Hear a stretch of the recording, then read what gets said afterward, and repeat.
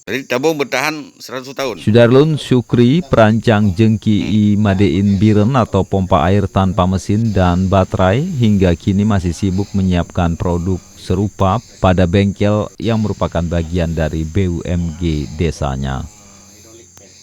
Ini barusan kita tes, ini sampai 5 bar. Jengki yang kini berfungsi mengaliri sawah di daerah dataran tinggi bahkan sudah dipesan oleh banyak kecamatan dan kabupaten di Aceh.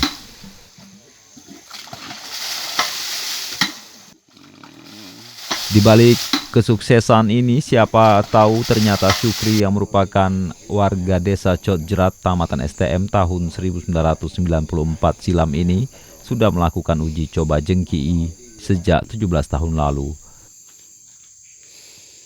Kala itu dengan peralatan seadanya, uji coba dengan memanfaatkan teori Pascal ini dilakukan di rumahnya dan membuahkan hasil.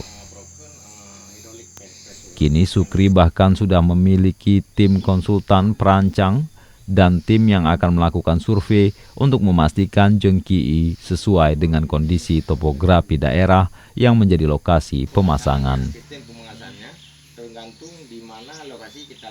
Syukri pun mengaku terus mempelajari berbagai kemungkinan lain untuk menyempurnakan kinerja jengki yang terpasang di lokasi dengan ragam topografi daerah.